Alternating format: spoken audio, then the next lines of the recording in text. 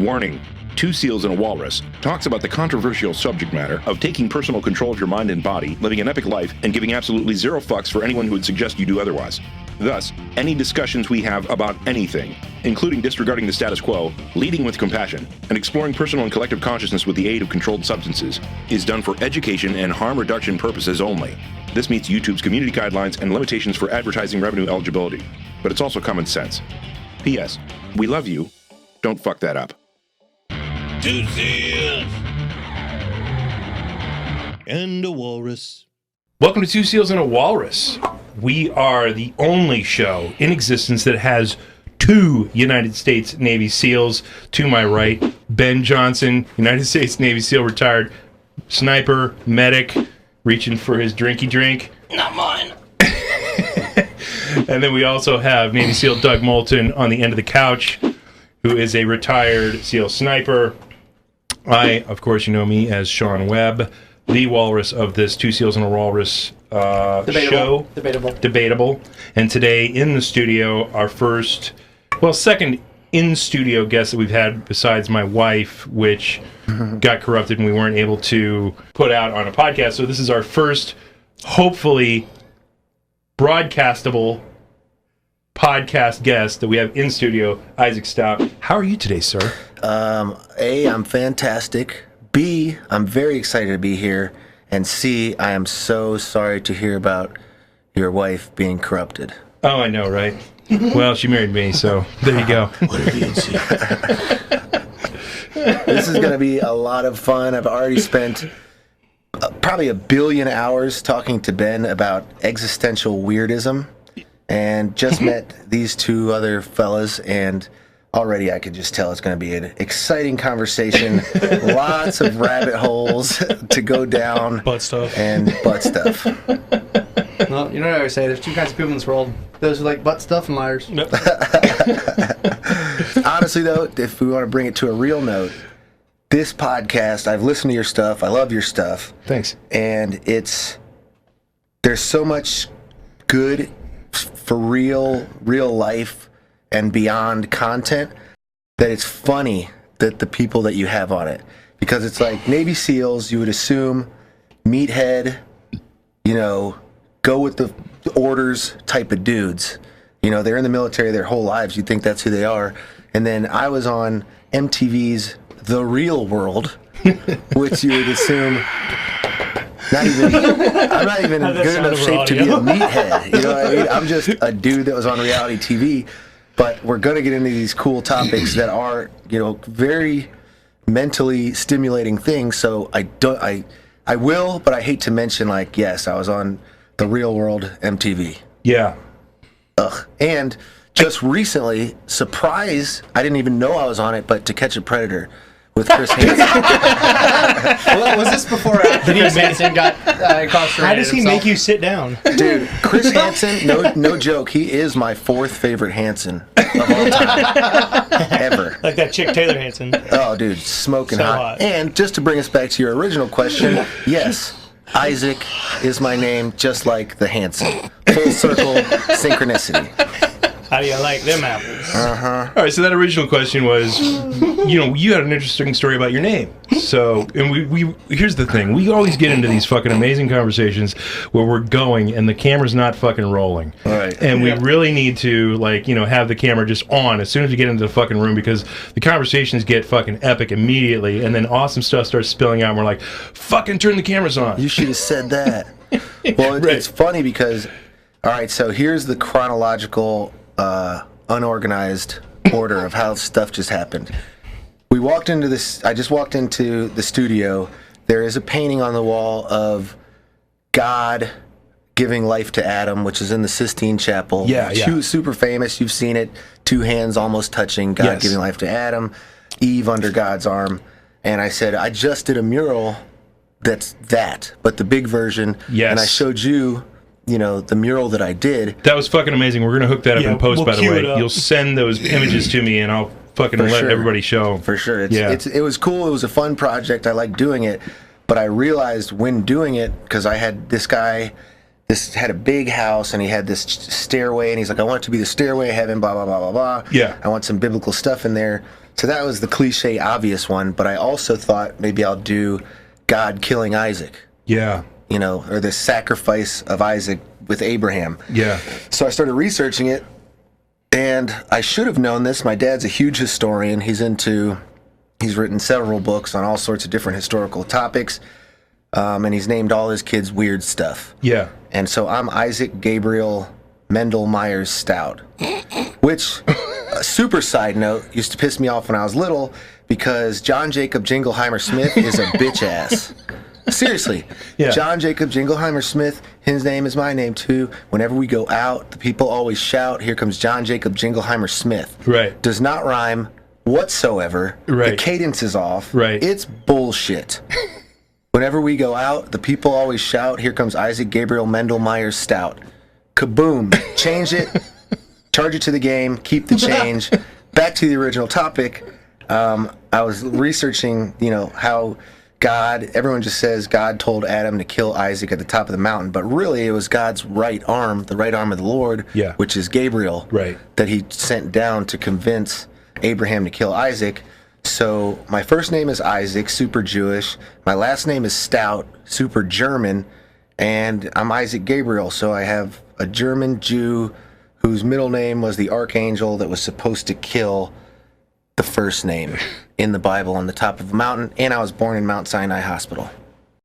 So technically Mount Sinai is not the mountain, but I could have let it go and 90% of the people would have just remembered it as being the mountain. Right. Yeah. Pretty sure the mountain is Hafthor, Yes. Icelandic guy. Yep. So that's where we're at. Nice to meet you guys. Thanks for having me. Yeah. No problem. Never heard that. So yeah, and so That's the dope, first I heard thing that the next conversation that we had was you're gonna help redesign the fucking artwork for this fucking studio, which is a little hokey, which Right. we fully admit. Like if you can look up behind, we'll show Doug's head right now.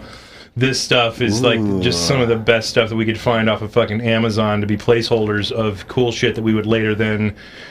Yeah, bend came it up with the there. frame. Yeah, it basically Came with the frame. Just about, yeah. So we got some hokey bullshit. Now the cool things that I do like that are keepers, I like cool.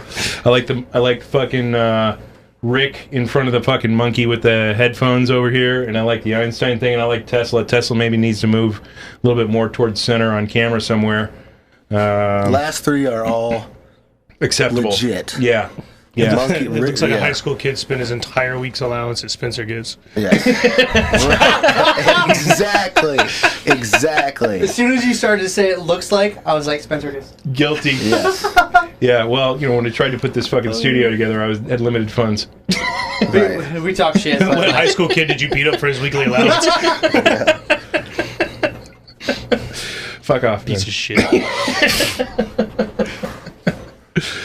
So yeah, you're an artist. Like you've been on TV a bunch of times, but you're an artist extraordinaire. I mean, you just showed me your work, and I was like, "Holy shit, this is a world class artist that we have in the Decent. studio." I told you you could doodle.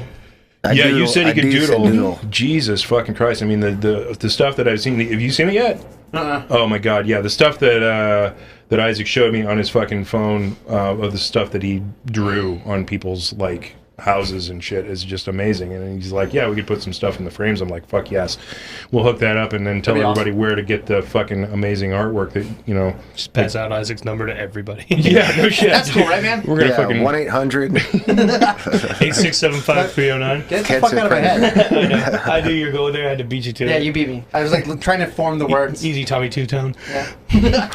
Yeah, so what the fuck you guys want to talk about? I mean, it's pretty open.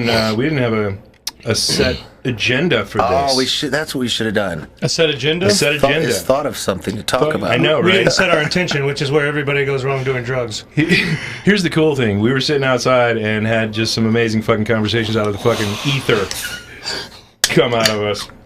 Oh, you said you put a pin in.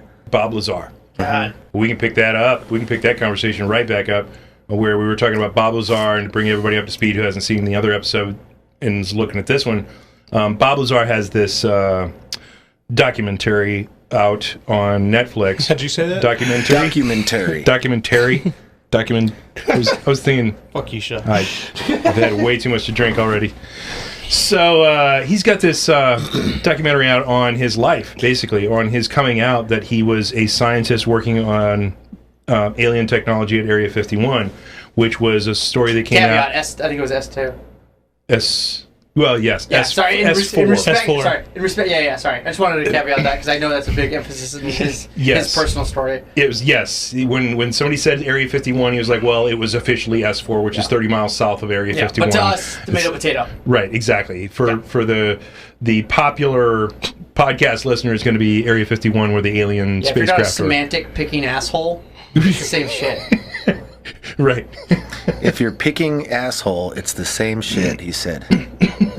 Write that down. It's going to be on the Just test. if you cut off the front part. Okay. And I digress. Yeah, so So I the digest. gist of the story was that he came out 30 years ago with this story saying, I'm a scientist and I'm working on alien spacecraft out at Area 51 or S4. And here's what the United States government has, and they should really tell everybody because, one, these are based on gravitational power systems with reactors that can fit on a tabletop, and that would really revolutionize energy for the world. It would solve a lot of our problems for the world. We can travel to the stars now, all this cool stuff, yada, yada, yada, and they're just keeping it secret for whatever reason. And he ran into a situation where he was one of these scientists who got multiple degrees from MIT and Caltech, and then got a job at Los Alamos Labs, which is where the smartest science minds in the world go, and basically was offered this job at Area 51 to help reverse engineer, as one of the smartest people in the world, this alien technology. But in his personal life, his wife started having an affair on him, and security, which was monitoring communications, started freaking out, and they're like, well, we know that you need to have a stable life, a home life, to be able to keep top secrets like this from humanity, so we're really worried about whether he's going to blow up, even though he didn't even know what the hell was going on. So all he saw was the security was freaking out and giving him a hard time, and so then he started thinking, well, maybe they're about ready to fire me, and what do you do with a guy who knows this information about aliens? When you fire them, you fucking put a bullet in their head and put them in a shallow grave somewhere in the middle of the fucking desert behind a security fence that nobody's ever going to be able to dig behind. So he freaked out and went to CBS, I believe, went to the news and says, I am a scientist working on this fucking alien spacecraft shit. And his story from then till now hasn't changed one lick. Not one piece of detail has changed from then till now. And all of the details that he gave way back when, that he's still giving now, have been proven correct. And so it's a pretty convincing argument that the United States has 9 different alien spacecraft of different designs that they have been testing and trying to re-engineer, and especially with this element 115 that he talked about 30 years ago that they didn't believe even existed, wasn't on the elemental table, but now is, and has been proven to be accurate. And when they went to name it, it's been rumored that Russia has the same type of craft that they've discovered. When they went to name it, they went behind this closed door meeting, because the first person who discovers the element is supposedly has the ability to name it. They went behind this closed door meeting to discuss the naming after the Caltech scientists that supposedly discovered it for 200 milliseconds, because it's completely unstable here on the planet. You can't have any of it. They went into this meeting and then all of a sudden came out and said, no, we're going to call it Moscovium, after the Moscow region of Russia where the river is. But we're not going to talk about why. Where the capital is. But we're not going to talk about why. Right. No reason. Yeah. It's weird. We're just going to call it Moscovium. Yeah. No big deal. And so basically proving that element 115 not only exists, but that the Russians have had their fingers in it for quite some time, because they backdated our discovery of it to get naming rights. Mm-hmm. And so then it's like, all right, well, how many fucking alien spacecraft does the world have? And what are the implications of that? And, now that this has been basically proven correct, after they tried to erase his degrees from MIT, and they tried to erase his degrees from Caltech, and they tried to erase the fact that he ever worked at Los Alamos, except for that he was in the phone directories of all these places that they went and found his classmates and said, yeah, he was a student here at MIT, and of course I took him to class at Caltech, and yada yada yada. It's like they proved all of his fucking story after they tried to erase him. It's like, okay, so how is the fucking world ignoring this? Yeah, Right? I mean, the fact that there's such missing history of him even attending universities, Yeah. like that in of itself is enough to have a conversation. Mm-hmm. Like, that just doesn't add up. Yeah. So, I mean, when you have a a technology that could be such a world-changing discovery, and you've kept it secret for such a long time, and then somebody comes and outs you in such a way that, I mean, am I the only one just in flabbergasted disbelief here that this? So I've heard the argument, and I've tried to pick it apart, but I can't. Yeah. Since certain notorious sightings, crashes. Yeah. There's been a massive boost in technology in the subsequent years. Yeah. More so than any subsequent, any finite amount of time in human history. It's kind of like, okay, I'm not saying it's causality, but there's a direct correlation. Yeah. Yeah, you can't ignore that. Right. Now, have you guys in your service, after SEALs, I mean, they don't send SEALs out to do security for Area 51, but have you heard of any opportunities like that are like super secret, next level, you retire out of the SEALs and then you take a civilian job in this space? They are very weird about sourcing security. They don't source security for security purposes. They source security for People purposes. for the sake of isolation and containment. Okay, so they source... They're not worried about people breaking, force entering a secret environment or anything like that. So they're not worried about people coming in. They're worried about stuff going out. It wouldn't make sense for them to hire a tactically sound individual or unit to protect from an invasion or a breaking and entering. It makes more sense that all of your focus and all of your allocation of resources goes towards monitoring and effectively isolating that community involved and in the know. Yeah, but when you get the guy who's going to go rogue and steal a piece of a UFO or something and head off base and whatnot, and all of a sudden we need the guys in, Black. quick, yeah. You get to kill those people and say that it was a rogue person without authorization on a top secret facility. Right, The government doesn't have to explain that. Right, but you need those guys in the helicopter to go track down that SUV heading towards CBS News, right? The guy carrying the reactor that he couldn't touch because it was repelling him through the desert.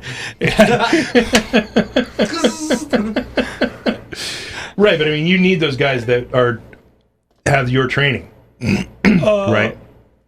At some point. I don't know. I think it's hard. I'm not the person. I don't think it's that I don't. It's not definitive. my training, because if so, they probably would have asked me to, work. I know enough to know that I don't have any application there. I would have been declined. I know for a fact. I know my personality well enough to know that. They'd have been like, yeah, this person thinks there's no way we can have them Yeah, they actively would've looked engaged. at you. What's that Robert Like, Redford nope. movie with Brad Pitt?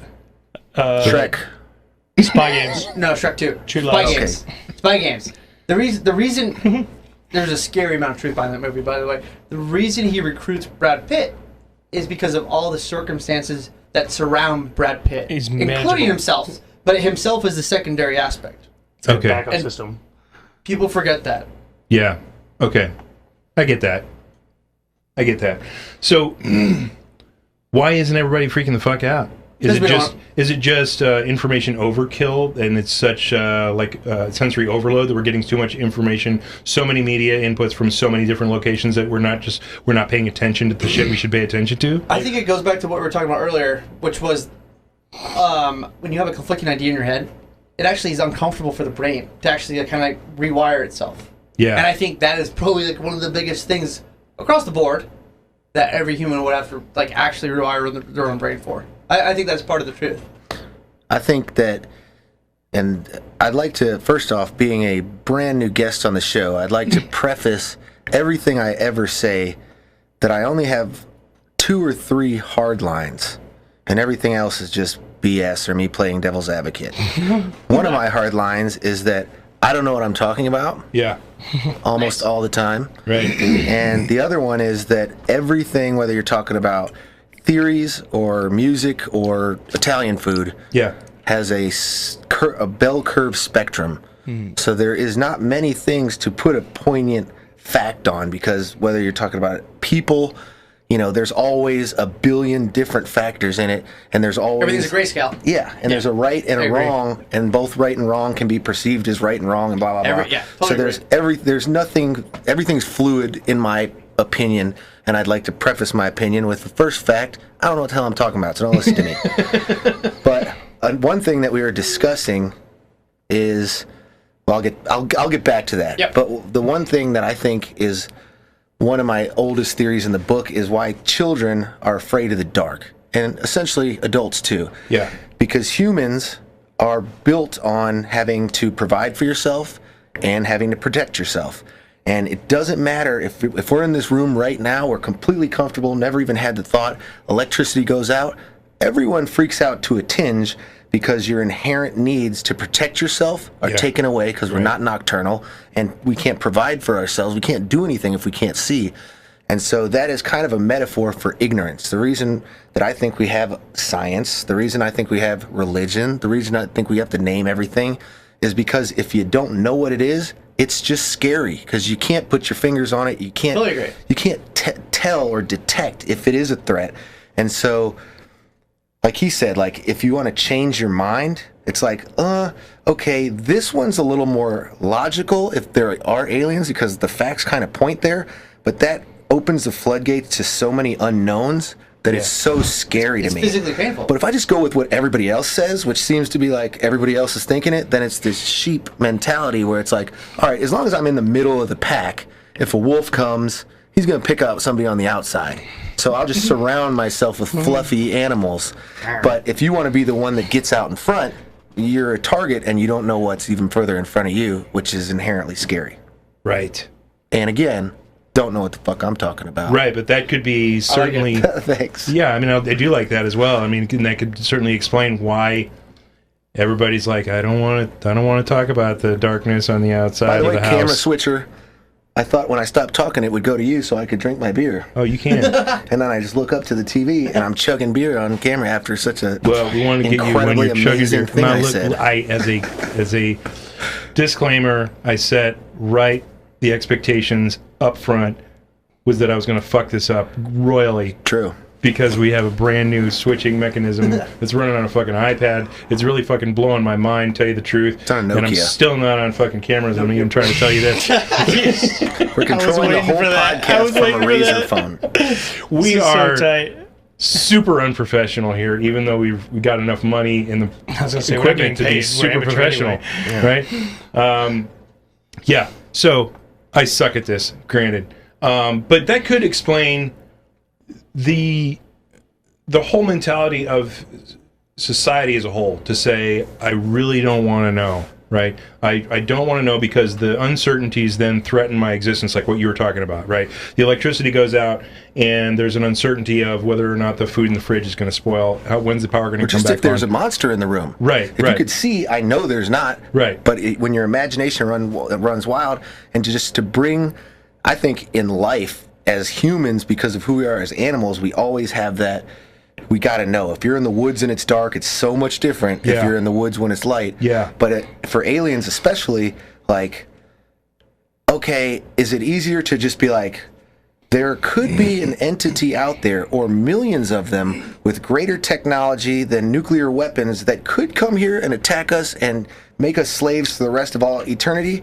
Or is it easier to be like, nah, Fuck that guy. Right. that shit doesn't Yeah, exist. that's bullshit. There's What am no way. I what got a security team. I got a neighborhood watch, so I'm cool. Area 51 hired some former SEALs to get rid of that. Well, I like your aspect of like the unknown. Like I love the unknown, or I love just kind of questioning things like that because we've had discussion too. It's like, you know, is an ant cognizant of what a human is? Probably not. Yeah.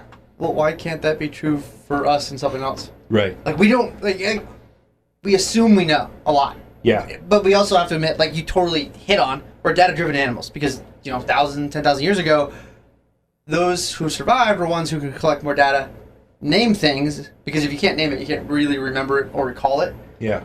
And so we're data-driven animals, but the dynamic of thinking that we know our place is uncomfortable when you really think about it. You know, Yeah. I think you nailed it on the head. And there's so much of it that's complete bullshit. We were talking about this in the car before. Like, all right, I call it a tree, right? That's what everybody here knows what a tree is. Now it's comfortable. It's not a crazy alien. It's a tree. In Japan, it's not called a tree. It's called something in Japanese. Probably a Flea doll. flea doll.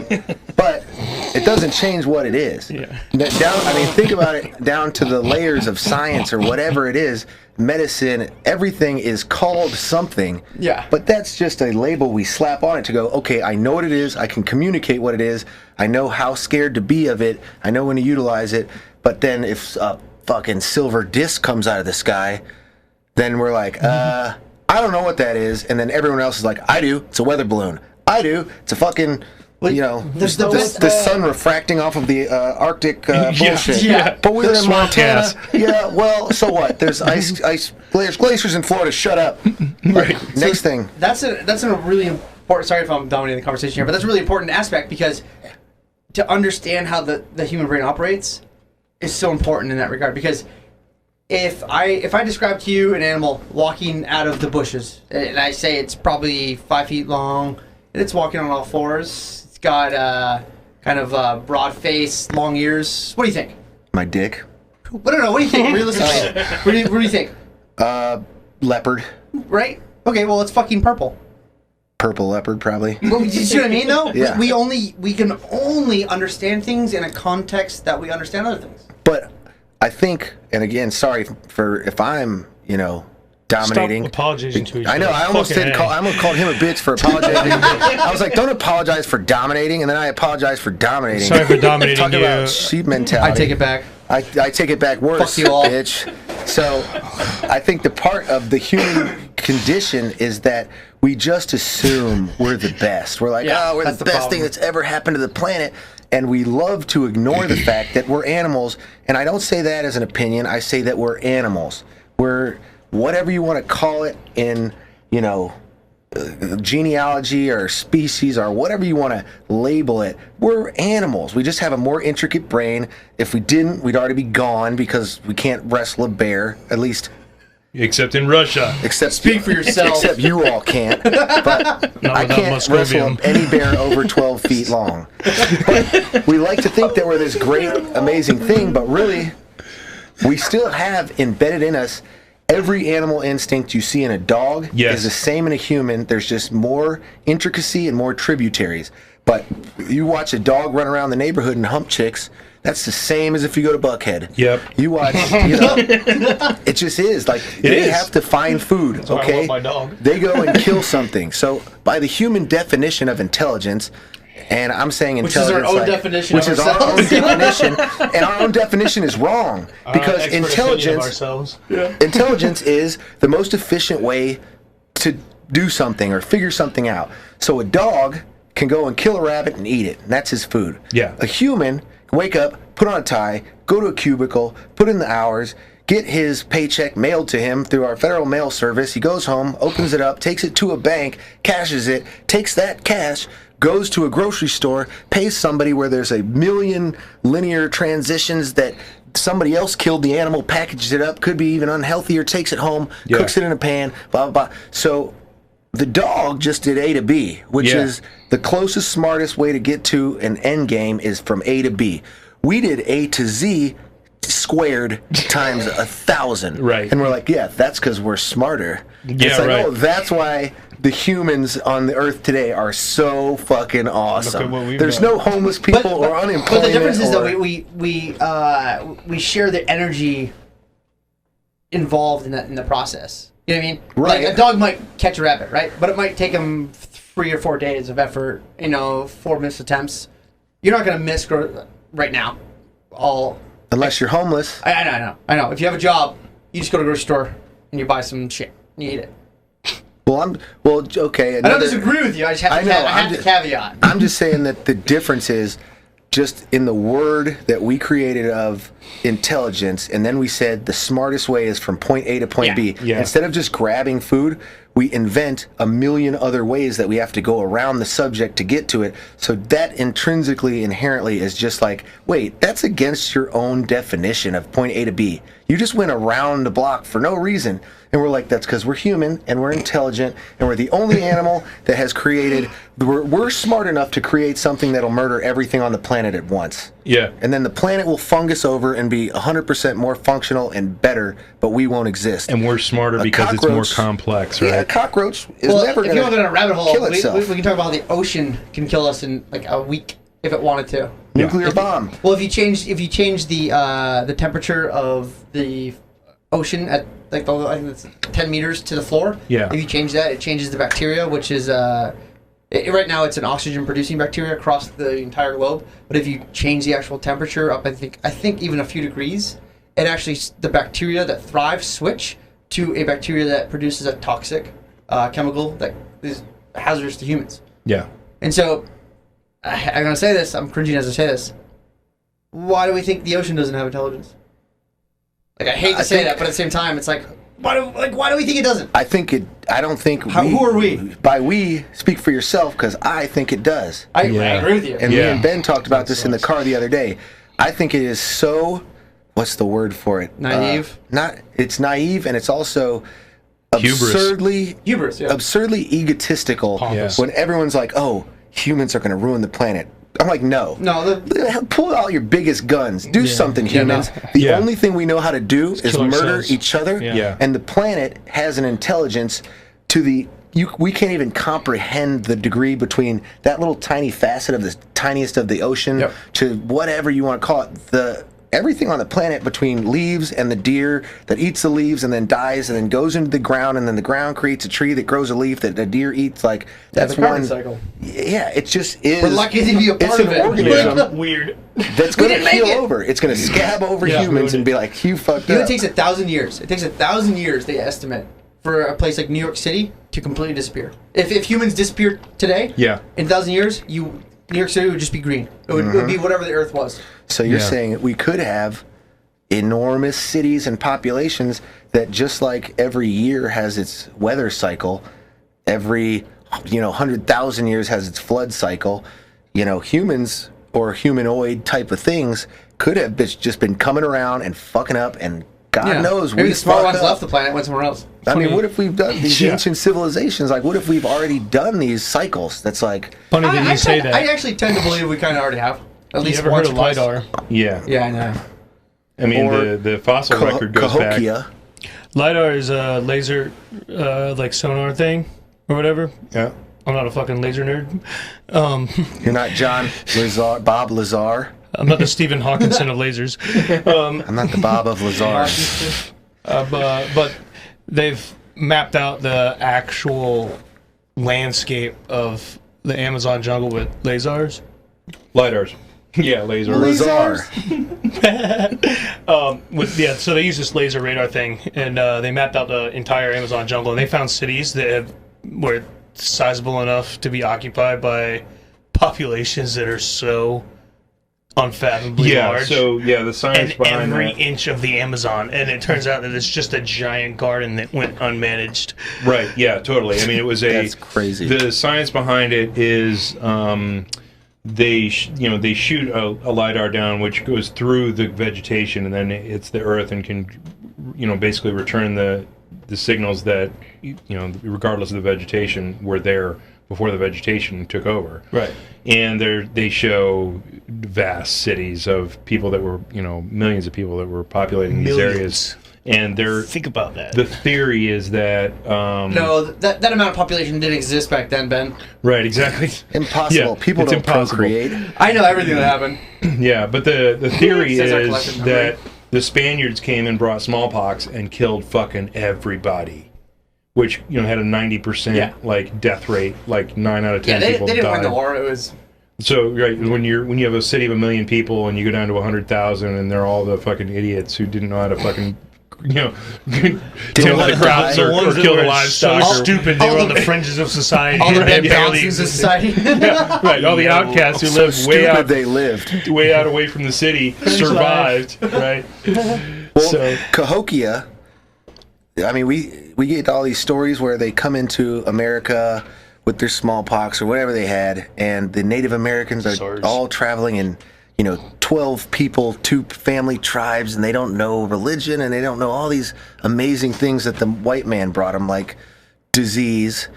And Cahokia is the size of London. It was the epicenter of America, and they had hundreds and hundreds of thousands, if not millions of people living with commerce, with suburbs, with farmland, and these huge cities. and we just kind of don't mention it. And if you just don't mention it, then it didn't exist. Right, nobody knows But about it did. it. I Right. mean, It we did. know it did. No It's lessons to be learned there. It's like, dude, we had a London in America before they came, and they're like, no, we didn't. Before Just- they thought Because Americans it's were uncomfortable. here. Yeah, they It's were wearing uncomfortable to think that. loincloths, and they were, raping donkeys. I don't know if we ever thought Native Americans raped donkeys, and I apologize to any That's the Native American Arabs. out there that actually did rape a donkey. No offense. I apologize to the donkeys. That's where mules come from, is when people have sex with donkeys, and then That is not scientific. I think it is. Check their feet. Check their knuckles. You can tell if it's a chick or a donkey. It's like a liger. Oh, fucking fuck. Is that something you learned when you went to India? About checking their knuckles? No, actually Thailand. And this, all right, Everybody so knows that from Thailand. Come on. for anybody that doesn't know, I am if you can't tell on my video, I am the founder of the Bucket List Club. Yes. So we'll get into that. Basically, I'm the same as all these dudes. Like, I don't take everything with a grain of salt. Yeah. And I don't care if it's fact, and I don't care if it's conspiracy theory. I'll listen to it. If it's logical, Yeah. if it's cool, then I'll entertain it. I don't have any prejudices against facts or conspiracy theories or traditions or history, whatever. Yeah. If I hear it and then I hear another story that sounds like it's better, I'm like, I like this one. Yeah. You know what I mean? Yeah. And so that's kind of how we travel. And Ben is actually a part of the Bucket List Club. He's the head of our security. Probably overkill, but still. Oh, shouldn't use that word for our security. But we only see the coolest stuff on the planet where it happens. Yeah. So, like, we do the Running of the Bulls. We do Oktoberfest. We do Day of the Dead in Mexico. Yeah. And I worked as a travel guide. My whole history has been backpacking and traveling, and I've worked for these big global corporations that power over people or profit over people and, kickbacks from hotels. I've worked for them. I wrote tours for them, and I decided in my earlier 20s that I was like, screw that. Like, travel is mind expansion.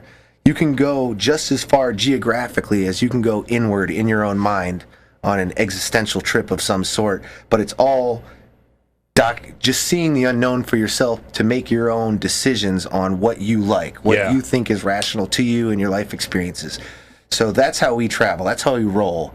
We go, it's not a spectator sport. We get in there, we run with the bulls, we do our stuff, and I swear to God, this tied in before I went down that rabbit hole. This had you said something that made me think of this. You and then guys I are lost thinking it. that I'm the one high on mushrooms. What was it? You said No, it was India. Okay. Yeah, India. So this ties back into how to tell if someone is a dude in Thailand. Okay. So back to Lady I learned Boys. from Crocodile Dundee how to do this, so continue. That's funny With a because knife? that was That's Ben's. no knife. Oh no, that was Jay's first response. But we also have a different podcast that's coming out way later that's really, really, really not as cool as this one. It's called Counter Tourists. Yeah. And we basically give That's our pretty cool, though. experiences Yeah, I like from that. traveling That's really cool. that you cannot Google. Like we Now, don't look, care about hotels. Let me and dumb interrupt you stuff. for a second because the really cool thing that I hear from, if I can get my camera on, the thing that I really like about what you do that I hear from Ben is that you go. I know I'm fucking pushing all these buttons. You go to these cool places, but you don't go to these cool places in the touristy bullshit fashion Right. that's going to wind up on the Travel Ever. Channel. Counter tourism. Yeah, you go to these cool places that have amazing views, and then you get into the shit underlife of amazing experience that is backstreet, non. All right. You just made that up? Yeah, Holy shit. I wrote that song. Holy shit. Somebody should think of that. But you go do the Baby. non-standard stuff, the stuff that mom and pop and with their kids are not going to typically get into, and you get into these, you get into and get out of trouble, like That's you exactly said. what we do. Basically, you go find these experiences where you're on the fucking bleeding edge, and then you find your way out of it, thankfully with all of your skin and still intact.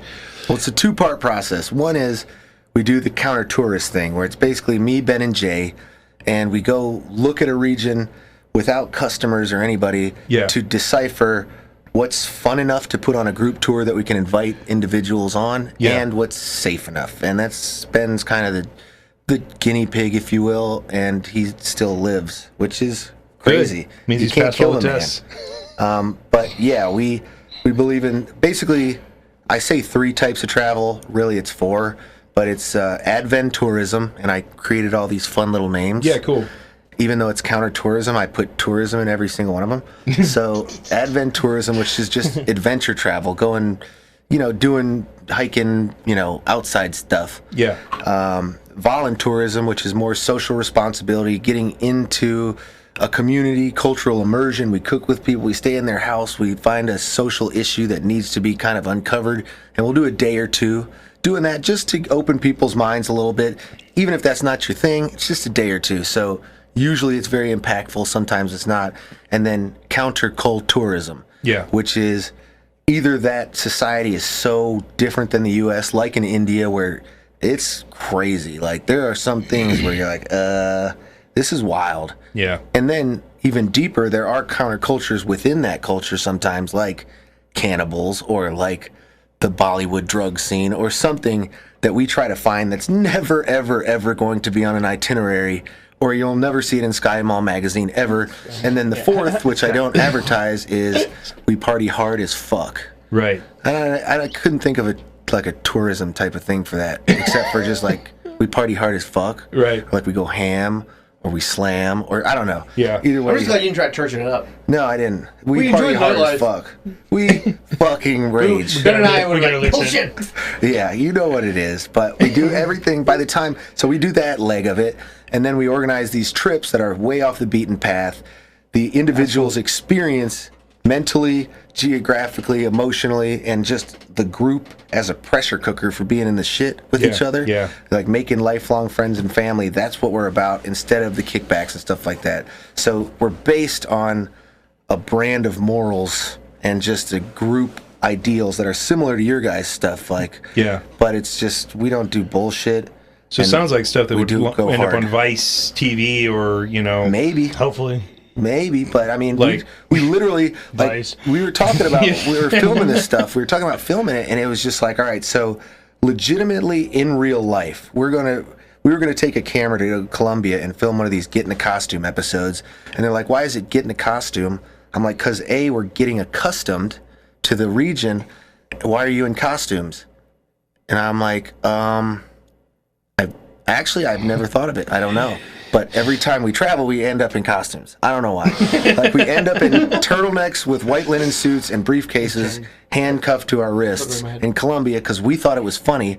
And they're like, you should film it. And we're like, we should film it. And then everyone was like, oh, you guys are trying to get on Vice. We're like, actually, we do this stuff. Like, in real life, he's a Navy It's just the SEAL. way it Right. is. I'm a backpack travel company owner. Jay is a financial advisor in real life We in a come together to cubicle do with a cocaine in suit. Colombia. And we just fuck off up into this point. We're like, God, I hope nobody films us. right, And yeah. now we're like, I hope oh, nobody we gets should this on film tape, it. and then somebody comes with People are like, the oh. unique idea. Hey, why don't you guys put this on tape? Yeah, we're like not intentionally. We're not like the Instagram know guy about that's that. like, oh, I wrote this script and I'm doing this. I'm like, dude, as long as we just edit out the stuff that'll actually put us in jail, like, people might want to see it. But it didn't occur to us because we just go ham and have fun on our own. But back to Thailand. This is a counter-tourism tip if you're ever in Thailand. Okay. Look at the hands. Yeah, because you can tell a man from a woman based on the roughness or the size Of their hands. of their hands and the wear on the knuckles sometimes and the size of the knuckles, right? Dude. And because you can't always tell with it, because sometimes they get this shaved off, right? The Adam's apple, they get it shaved down, And in right? Thailand, they take little boys because of sex trafficking, and just, even if it's not trafficking, the sex tourism out there is so huge, and it has been for perverts for so many years, Yeah. that they'll take pretty young boys, Yeah. and they'll pump them full of female hormones Oh. from way before puberty. So they have thin waists, they have thin jaw lines, they have no Adam's apple. They Androgynous. the common saying in Thailand, for Americans at least, is the hottest chick on the street is a dude. Because their women are beautiful, but their men Yeah. are insanely hot. They're designed. Yeah, Jesus. their creepy. design, they have the best plastic surgeons ever, but Wow. I've seen 5-foot, incredibly gorgeous Thai women that have like 8 or 9 knuckles on each finger. I'm like, that's not okay. I got it. They got these gorilla like banana hands, like they're a gorilla carrying a pack of bananas. Not enough Cobra whiskey to fucking like, put that one in. I'm still gonna do it, but you didn't fool me. Just so you know, I got your number, but can I have your number though? I'm gonna jack off later, but I'm not gonna be proud of it. No, we're gonna have intercourse right now. But I would never, ever, ever have sex with a ladyboy, and that is. I'm not calling him a ladyboy because I made it up. That's the their term. adopted Yeah, right. term. I would never have sex with a ladyboy, and if I did, I would never ever tell you guys about it.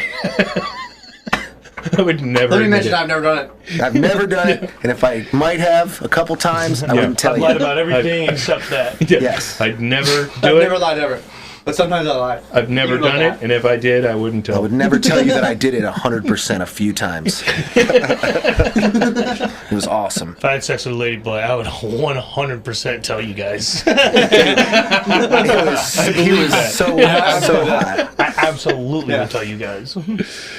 Oh my god. Yeah, that's awesome. Yeah, I'd show you pictures so you guys understood what I'm coming from. That sounds amazing. So, what was the I got most good epic taste. trip that you guys have taken, Oof. both privately to figure out what was going on with the scene, or with a group of people? I can't. Everybody always says that. That's their first question. What's your favorite place? Yeah, it's What's your favorite apples trip? and oranges to the nth degree. There is no like the running of the bulls is so completely different than a Songkran Thai New Year's or a Mexico City Day of the Dead parade. Like, and just within those, like, you could meet a family that has nothing to do with Mexico City, but they're the coolest people you've ever met in your life. Yeah. Or What's you your learn favorite something. song? My favorite song has to be Hanson's Bop, circa. Again, my first three Hansons, shot. my first three favorite Hansons. Chris being my fourth, full circle. There's an inside joke that we're running here that we had Shane Moss as a guest on a previous podcast, who's like done the world fucking tour on psychedelics and did his fucking his documentaries on Amazon right now and on iTunes for doing all of the psychedelics and then winding up in therapy and shit at the end of it. Institutionalized. He He did it right. Yeah. Yeah, he fucking And went. so we, at the end of that fucking episode, or near the end of the episode, I asked him, okay, so what's your favorite psychedelic, right? Like, Yeah. What I can say, like, okay, I'll just for what we have coming up, yeah. I'll tell you what we do, what I'm really excited about that's kind of unique to our company, and then what I'm really, really excited about a new idea that we're coming up with. So our next trip is Oktoberfest and La Merced in Barcelona. Wow. So we do 7 days. 3 of them are in Oktoberfest, Munich, Germany, and you know what that is. It's Yeah. beer steins, and I'm going to win the Guinness Book of World Records for crowd surfing. I already have an adjudicator flying out from Berlin to come and time me crowd surfing, and I'm No existing gonna. record. It's completely true. It's already gonna be a thing. We're It's trying to- 100%. Can we be clear that we are speaking literally? Literally, here? okay. Here, Yeah, not if you figuratively. Like, I'm going to go over and we're going to do something. this It's is a just like, literal conversation. we're going to go From a to legal fucking Berlin, standpoint. and I'm going to set the Literally. world fucking record for crowd surfing over a number of people, and I happen to have a timekeeper there from fucking... Official record, right? from Yeah. the Guinness Book, I already have the applications in order, and I'm trying to get a cannon to fire me out of into the crowd. I love that we aren't like talking figuratively. So. No, this is all know. completely happening. Oh my Now, god, I'm this is still fucking figuring epic. out the Do you have a date insurance picked? stuff. Yeah, it's going to be the 20th through the 28th. So we're doing the Oktoberfest thing, which everybody knows about. We have a festival within a festival. We have bands flying out from London and Australia. And the main end day, we're going to have this huge concert where I'm going to win the world record for crowd surfing, and I don't care how, but I will. That's so awesome. Yes. Yes, it is. That's one of my bucket lists. And also to answer your question, I love every trip we do because it's basically me coming up with the craziest things I can think of. Right. And then a small percentage of the population is just as crazy. And they're like, most people look at my trips and they're like, no. But some people look at them like Ben and go, yeah. Like, that is what I wanted to do, plus a bunch more. So I want to get fired out of a cannon. That may not happen, but I will win the record. we will have the coolest Oktoberfest experience. Everyone's heard of it. And then we go fly to Barcelona. Yeah. And we do La Merced Festival, which a lot of people haven't heard of. Right. So kind of the carrot is the Oktoberfest. We get people to know it's already popular, and then La Merced is this crazy festival where they stack people in the city square. They stand on their shoulders, for like That's so 60 cool. feet high. Yeah, which is Think about 60 feet high. That's what they- and they that's what put they little put the kids at the top. That's why they put the kids at the top. Yeah, because They're they're balanced. yeah, you don't want little We're the kids holding up smartest fat guys. And then watch they us have hoist this the like, youngest one up to 60 feet. We've accomplished so much. Let's celebrate by and they get drunk. risking endangering our kids. Right. Yeah. Yes. Which Spanish people like to party. I love people. They have the fire run where you run down this alley and they shoot fireworks at you.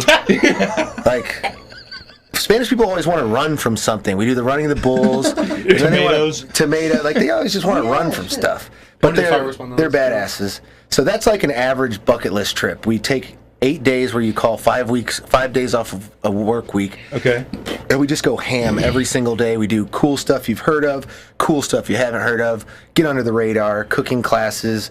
We're eating our welcome dinner in this weird porn dungeon of a castle. Like, That's epic. weird stuff. Beach Olympics. We do just weird stuff. A lot of costumes, a lot of stuff. That's your average thing, and I have a blast doing stuff like that. So would this be like? Have you ever been to Burning Man? Yes. So would this be like Burning Man on the road? Does this, I mean, what about this bucket list t-shirt and me? Says this guy has not been to Burning Man. I don't know. I don't want to make any assumptions because we're all on the East Coast, and a lot of East Coasters haven't experienced Burning Man because it's like Yeah. All the way over there. yeah, all the way over there. All the First way of all, across the world. it's like and to be fair, you have to be able to get a decent tech job in Silicon Valley. You have to have gone to Burning Man and be a regular there before they even consider Yeah, you it's for like any type of what do you call six-digit job. What do you call it? Grove, the something Grove with the presidents? Oh, I don't even know. We haven't been out there yet. We're going. I'm No, going. it's something Grove where all the presidents go and they Oh burn the owl and the- with the owl thing and Yeah. I can't remember. But I digress. So, yes, Burning Man, it's awesome. But again, we like to do bucket lists, but we like to not only go see the world's coolest, craziest stuff, but add our own funk on it. And I kind of envision like when you're at a house party and you're like, all right, we're having a onesie house party. Yeah. And then every one of your friends comes in a onesie and you're drunk and you're having fun. And then you go to a bar after that and you walk in the bar and it's kind of empty and everyone looks at your crowd like, who the shit are they? Right. That's kind of how we roll around That's the world. We have like fucking a awesome. travel tribe. The one that I'm excited about that's my brainchild for New Year's, this is the second one I wanted to mention, I'm calling it 2 Year's Eve. And basically, I figured out time travel because geographic travel, we already got locked. Yeah. We got it. Right. But I was like, we need to figure out how to time travel. And this is, again, very literal. So we're going to go to the third largest New Year's Eve party in the world, which is in Auckland, New Zealand, on the North Island. Right. Do your New Zealand stuff, every crazy, wild adventure, bungee jumping, putting all that shrimps stuff. on the Barbie, you Yeah, know, shrimps on the whatever you Barbie. do. I read about it. Austria, yeah. And so we go and we rage out on the New Zealand stuff, and then we go in this big city nightclub and number 3 New Year's party in the world, suits and tuxedos. Everyone get drunk, and then the next day we get on a flight at 4 o'clock. Yeah. We fly 2.5 hours backwards over the international date line to Rarotonga Island, Right. and we arrive at 9:30. We leave on January 1st, 2020, and we arrive at 9:30 on December 31st, 2019 on an island, and we do New Year's again by ourselves on an island. Nice. So literally That's 2 tight. days in a row, 2 New Year's, 2 Year's Eve time travel. That's the one I'm excited about. And then the third that I'm super excited about that we don't have all the infrastructure planned yet is that one that me and all 3 of you are planning together because we do have these crazy wild party trips. There's social responsibility, there's this, that, and the other, but it's about also going ham and getting crazy. Yeah. We don't have one that's about traveling the journey inward. So that's where Peru comes in. That's when we do the ayahuasca resort I know you guys have already done. Yeah. And we'll still have fun adventures like getting haircuts with piranha teeth and, whatever, Yeah. wrestling, riding, putting a bit inside of anaconda and riding them down the river. I'm not doing it, but somebody should. But we'll also do the ayahuasca where there is no drinking, there's no salts, there's no fats, there's no party time. Right. It's travel inward. Sacred introspection. Yeah. Still travel. Yeah, super. Absolutely. Super. Yeah, it's travel in the way that people are not accustomed to traveling, in that they travel inwards and discover that you can go as far inwards as you can across the globe and around the world. The brain and the universe have probably roughly the same synapses. Right. So we're going to go run around inside the brain instead of run outside on the perimeter of the, geographical globe. So I'm excited about that pretty much. And I know me and Ben have talked about it for hours and how to make it really fun, but also make it really serious. And like, this is not a party drug. Ayahuasca is not something you take and you go to the Roxbury. No. Right. Like, this is some Take a stuff. You can. And I Yeah, mean, you want to have a horrible fucking evening. Yeah, you're gonna have a horrible time if you do horrible that. year. You might not. but our figure out trips how are to get about, back. all of our trips are about learning something about the world and something about yourself. So this one might be that magnified when it comes to learning about yourself. And a lot of people would never assume this, and a lot of people don't know this. And I don't know if I've ever said this, but Ben knows I have never popped my ayahuasca cherry. I have had thousands of people, and Ben has seen it. They're like, "Oh, bro, let's do DMT." Yeah. And I'm like, "Dude, I'm not popping DMT with you in an apartment, a shitty apartment in Atlanta by a 7-Eleven. Right. I am down for ayahuasca, but it will be with a legit shaman in the Peruvian jungle, in the armpit of that jungle, and that's when I will do it. But I am not losing my virginity with you, hippie number 1,000. So that is when I'm going to lose it. And we I have have so this, much respect for that. we have like a segment it's a segment I call "Where in the World Did the World Come From?" Right. Because wherever we travel, we like to find these charismatic people, which, I mean, it could just be a homeless dude. Yeah. It could be a shaman. It could be a rabbi. It could just be this blonde chick from Beverly Hills that just has so much to say. Yeah. And the only question we want in the interview is, where in the world did the world come from? Yeah. Because without specifically saying, what's your religion, what's your politics, what is your job, what's your occupation, what's your geographic location, it kind of sums it up when Yeah. you really say, I think the world came from the dragon gave birth to an egg that in a breath of fire turned into the planet, or Darwinism, or no, Adam and Eve and the 7-day thing, or Flying spaghetti monster. flying spaghetti monsters, magical underpants. Like, A cow licked it out of a universal happened. fucking salt cube. that actually happened. or whatever the fuck. What are the yeah, Norse Don't give religions? away the real story then. Yeah, But sorry, yeah, go on. don't tell them the truth. Right. But then you get all these crazy, Spoiler alert. 100 That's different a real people from religion. 100 different locations, and it starts out like, oh my God, humans are insane, because Right. everyone has these wild stories. But when it really boils down and you keep not interrogating, but kind of interrogating them, Yeah. like, what is the pulling the goal? thread. What's the goal? They come down to love, humanity, all the same real veins that we Yeah. all share in common. Yeah. And that's, again, one of those topics that I started going off on a tangent when I knew how I was going to wrap it back, and I forgot. That was a good tangent, though. That was a Thanks, great man. tangent. Thanks, It's bro. just such a beautiful way to No, but I mean- tie everything. Yeah. It's so ridiculous how everybody already knows these Fibers things. of a rope. Yeah. At one end it's just a fucking mess, and then it comes down to a fishing line and almost. then not just that, but the organic beauty of watching somebody on their own terms come to that realization that they may or may not have already discovered about themselves or about the world as you probe it, seeing the unfurling of that notion. It's a purpose changes of people. It's a purpose of why I started the Bucket List Company, was to show people that never want to leave their elementary school, then their college, and then their cubicle, and then their wife and their kid. Townies. This is it. This is the world. And I'm like, no. The world is a big badass place, and it's the same purpose of why you guys started this podcast. Like, Yeah. yes, you can think exactly what people told you to think your whole lives, but that ain't it. I don't know all of it. I don't know what's out there, but that ain't it. I know that. I think your whole service model revolves around Oliver Wendell Holmes and his thought of a mind that is stretched by a new experience cannot snap back into its old dimensions. There's even, by the way, there's actually, like, we can pull these references later, but there's studies that show what happens to people who travel and the intellect actually gained on average. Like, it's physiological proof. Yeah. Like, it's not a frou-frou conversation. To me, It's a real thing. To me, it's just Measurable plain parameters. logic. Yeah. Yeah. Yeah. If you You need practice the science, you already knew it. If you practice anything, you get better at it. Yes. If you don't know stuff and then you learn stuff, you get smarter. And so if you stay in the same exact cubicle your whole life, you're going to learn everything about that cubicle. Yeah, totally. But that's it. Yeah, but that's it. It's a limiter. It's a right. capacitor. And if you go out and you see the world, every different situation, you're going to learn different stuff. And if you're learning stuff, it seems to me logically, you're getting smarter by learning more things. Yeah, the Yiddish proverb is Crazy. The Yiddish proverb is to the worm in a horseradish, the whole world is a horseradish. Right. Right, and you're breaking people out of that horseradish to say, hey, there's more than just the horseradish here, Mr. Worm. There's so many more horseradishes. Yes, yeah, There's there's a lot. At least two. There's at here's least an two. apple. Here's a pear. Try this one on for size. Yeah. Let's go like Dirt. this taste better. Yeah. Here's Right. one pair, if that's not a oxymoron, right?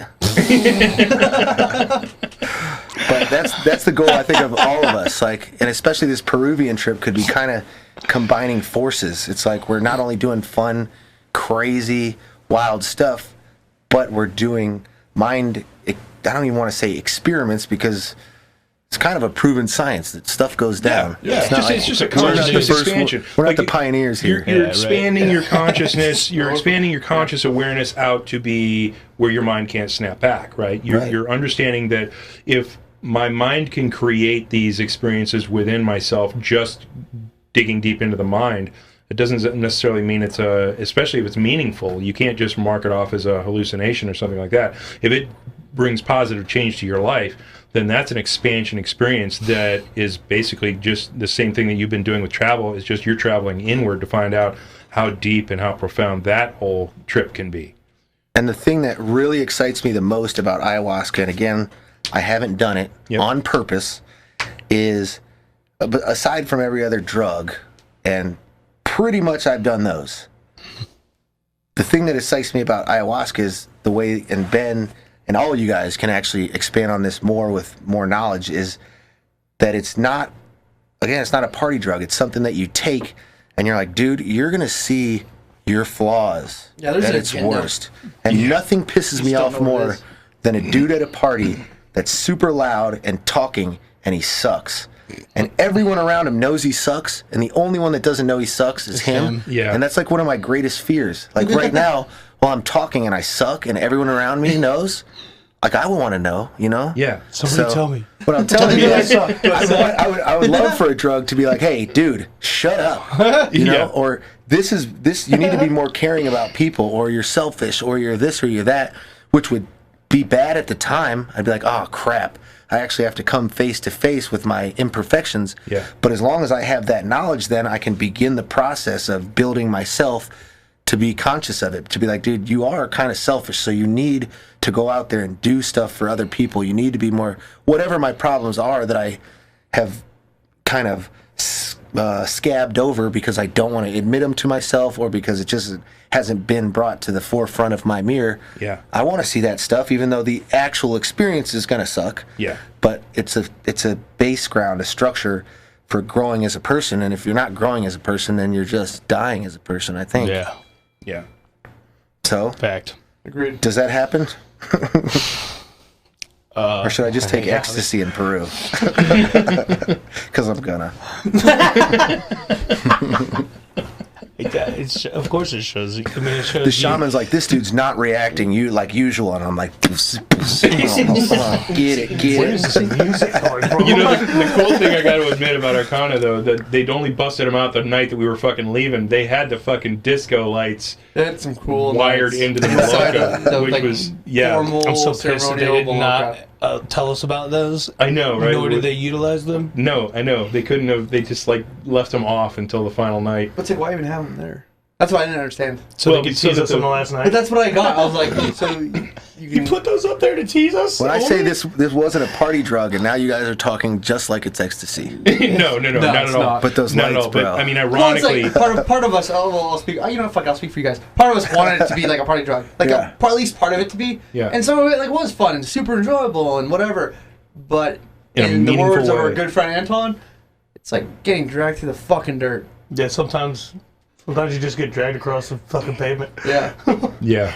But it's not the But you come ayahuasca out- doing that. It's you. Yeah, it's you, and Yeah. you come out better because of it. It's like, okay, so my explanation of the ayahuasca experience was that it takes your waking awareness and drops you down into a direct conversation with multiple levels of your subconscious deep. That definitely has some access out into the non-local that can answer a lot of questions for you, like about existence and things like that, which is a conversation that Doug had with his subconscious levels that answered a bunch of fucking existence questions. I got Especially- super existential. it was super with him. But it basically gives you a direct conversation with a level of your subconscious that's been there since birth. And it's been through all of your experiences with you, right there next to you, but has seen it from a different lens, from a more wise lens, and from a different perspective. Non-judgmental lens. Non-judgmental, that then they can share with you, that consciousness can share with you and bring to your waking awareness. Yeah. The douchebaggery that you have overlooked, like of being that guy who everybody's like, oh God, what a dick, I wish I knew. That's exactly what it provides. Is it gives you that conversation with that person who's going to be lovingly giving you the staunch conversation to say, here's how you're fucking up in life, here are the things you need to change, here's the effect that you're having on other people, that it's a negative energy feed, and here's how to change it. Like it doesn't say, hey, you're a douchebag and good luck. It's like, you're a douchebag and here's what you need to do to clean up the douchebaggery, which is just fucking amazing, especially in the fact that it presents it to you in a way that you understand it and that it knows is the most gentle way to proceed forward with your fragile egoic existence that you have to have as a member of this society and world that we exist, where separation comes down between us. And so it gives it to you in a way that you sometimes don't want to hear, but that is best for you. And it's just fucking, it's fucking amazing. So I can't wait to get you down there and. I mean, it's and work, we'll but do it's all that. Yeah, it's certainly. it's still- We're doing this with 20 people. Yeah, totally. Yeah. This is going to be a bucket list trip that you guys are going to be the experts. I know you have all the connections. Me and Ben have talked about activities and stuff, but as far as the legit shamans and just speaking from a virgin perspective, because none of you are, to anyone that is a virgin, I don't care about drugs. Like, it is what it is. Yeah. Give it to me. But my only thing about drugs is just don't ask them what it is. Because if you take drugs and you know what it is, like heroin or whatever, Preconceived you can get notions. addicted. But if you don't know what it is the next day, doesn't matter how addicted you are, you can't go find That it. goes back to our point of That was a joke. naming it. But yeah, You're if right. I don't know what If I you- took if you last can't night, name it, I you can't can't take it remember. every day. That's right. Where do I get more of that But stuff? I to don't me, know. There's the truth behind that is could be a whole nother episode. To me, Yeah. the scariest thing about what you said, because to a virgin, the prospect of all that stuff, mentally, whatever, of ayahuasca can be frightening, Yeah. the unknown. Mm-hmm. But even scarier than that is going my whole life Not with facing ever yourself. figuring out my douchebaggery and then leaving a legacy of, that dude probably should have figured out his douchebaggery like a long time ago.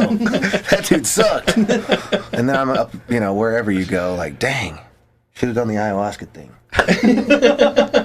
So sign up, bucketlistclub.earth. Doug's first words about ayahuasca on our opening podcast was, yeah, ayahuasca will get you. It'll get you It'll good. get you. I don't know how to describe it. It'll get you. Of course it does. It gets you because it's you. Ah, Yeah. you get you. Yeah. Oh, yeah. Yeah. God, If you think about everybody being derivative of the collective infinite, yeah. then if you're going to try and make an appointment with that externally, It just makes so much painful then sense. this is the liaison that sets up that appointment and makes it a manageable experience for you. Who otherwise, if you already knew what it was like, or you already knew what to expect, or you already had even a taste or the capacity to understand it at any Yeah. level, you wouldn't need a liaison. You'd already be it and Yeah. be there. And it's So not like this you can is set the active- appointment self-defining liaison. Yeah, it's not like you can set the appointment and then cancel. It's like you set the appointment and they bring that shit to you. Yeah, when you walk in the door to set the appointment, they lock it behind you and you don't even realize. That you just locked the door. Yeah, and you strap That's the yourself point. in, and it is fucking. Because everybody wants to be better. Everybody wants to grow. Everybody wants to Everybody expand. says that. But and some people that are maybe less self-aware than others, or even some people that are just plain stupid, don't understand that just saying it isn't the process. Like there is an insane amount of work that goes into that, and they'll try to meditate, and they'll hit the first hurdle in introspection, and then they'll look at it like it's a fucking insurmountable mountain or wall in front of them. Yeah. Not realizing it's the same as every other Olympic race, and you never see Olympic hurdlists stop at the first one and demand their gold medal. Like, yeah, introspection, I figured myself out. Right. So this is an excellent way for, I guess, They got the hurdles to go existential over. laziness Yeah. to backdoor it with bullying yourself into the state of mind for such an extensive period of time. Yeah, I mean that's a good analogy where you hit your first hurdle and you want to stop when the race is to get over the fucking hurdles and to cross the finish line. Yeah. I mean that's really the race. And that it's you're so difficult because there's no frame of reference other than the one you're in. right. You don't know where the finish line is or where if there is a finish line or how many hurdles are in this race. that It's the even a moment you hurdle? realize that your brain actually doesn't have the best grasp on It has reality. no grasp. It's got the least grasp, which is spooky. why you need to get away from it It's humbling, to though. understand it. And I Yeah. kind of, Yeah. in whatever experience it was required, I wish more people would kind of experience that. The moment you realize that you just don't have the best grabs on. Well, even mushrooms or acid or stuff like that, it's probably not the same, but it still gives you that idea that your whole life, every single day, you're like this. And then even if you're just like this now, you're like, ooh, wait, there's two like thises? Like, how many like thises could there be? Yeah. And Yeah. now I'm realizing stuff that I'm like, wait. And then you're like, wait, who's observing this? So I was wrong Yeah. before, or Yeah. am I wrong now? Or it's like when you're in a dream and you're like, this is reality. And then you wake up and you're like, no, this is reality. But you were sure that it's like, Yeah. just because now you know there's two, you know that you don't have the convenience to say, Who's in there's charge only here? one way now. Because you know there's not one way, there's at least two. Yeah, that's why I appreciated your point about things just, everything's a grayscale. I'm not There's sure if that's no- verbiage yeah. you use, but I totally It's agree with you. exactly.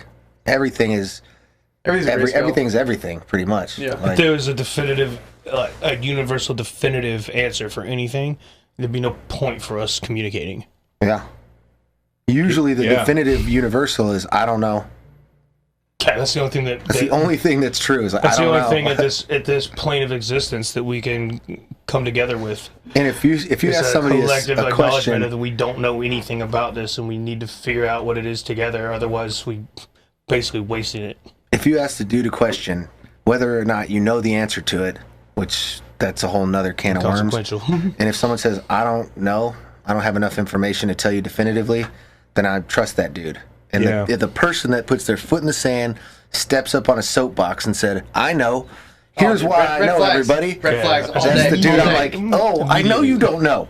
I know you don't know. Why don't you there's just no admit answer. you don't know? I have to reference Game of Thrones. well, Lao I Tzu- have to. Well, Lao-Tzu's first, the first thing he wrote down on the way out. I mean, I love the story, the lore of how the Tao Te Ching came to be, right? Because Lao Tzu was this guy, and his name means old man. Lao Tzu is just old man. It's sometimes translated to wise old man. But the story was he just sat and gave talks in his little fucking village in China, and when the emperor or whatever was changing over, and he saw the fucking writing on the wall that the political powers that be weren't going to be favorable to him, he was going to pack up and fucking leave. And the guard on the outside of the fucking city said, "You're not fucking leaving until you write down some of this amazing shit that you've been spewing." And so that's how the Tao Te Ching came to be. I didn't know that. He was in. Well, that's the That's cool. story. We don't Yeah. know, but Yeah. it's not like we have it on video. But he wrote down the Tao Te Ching in like 3 days and threw the fucking papers at him as he walked by and on his way out to obscurity. And that's the second now best-selling book in the history of all time, next to the Bible, supposedly, that the world looks at as a tome of wisdom. And one of the first things that he says is, the person that talks about the way doesn't fucking know what he's talking about. Basically, is a Which kind of a I gotta caveat paraphrasing. too, because to a lot of people, like when we say anyone that is so hardline definitive, it can't be true. I think to a lot of people that kind of haven't had that like shift in consciousness in any capacity, I think they disagree. I can think of a lot of people that say no, things are black or white. It's like, well, You're supposed to listen to the people that are most louds. Dad joke. it's like the example I always give. You know, like in our history, we used to hang people in the streets for saying that the Earth wasn't the center of the universe, Yeah. and then we used to hang people for saying the Earth wasn't flat. Right. Like, well, pump the brakes down, motherfuckers. Calm down. You're right. It sucks that Now people we that got What, now we know everything. Shut up. people that didn't Shut up. believe in Where's gravity the Bible got mention hung. aliens that Yeah. are And- now fucking Dude, proven? Gravity is right? what killed him. Do you guys know the person? I can't remember his name. The guy that Isaac Newton? discovered bacteria that was killing off infants. Yes. He it was a theory. He goes, I think there's things that are tiny that we can't see that are harmful. Yes. They tried to institutionalize them. They did. What? And He was an Indian doctor. Yeah, so what that do we wanted know to now? wash his hands before surgery, and they're Yeah. like, all the essential oils and stuff that makes people better are on your hands. And then he's like, well, but some everyone's asshole dying. invented the microscope. Right, And someone right. goes, hey, assholes. you know, ironically, how that guy died? An No. infection. An infection that the doctors who were treating him went in and operated with dirty hands. I always say, Poetic this is one of my rhetorics, is, you know, knowledge comes at a cost. And sometimes the cost is blood. Yeah. Sometimes Actually, it's most just, times it's just sometimes it's just taking ayahuasca and having the cost of feeling like a piece of shit for a few hours, so you can understand How big of a piece what of shit kind you of are. shit, how you can correct it, how you can start wiping the poopy off you. Yeah. Yeah. Start to knock off all those kicked on layers of. Wow, Lord, wow. wow. I went left real quick. Sorry. Thinking about mom. Had a wild Saturday. Thinking about mom. We'll be leaving that one out. Yeah. Unfiltered Ben.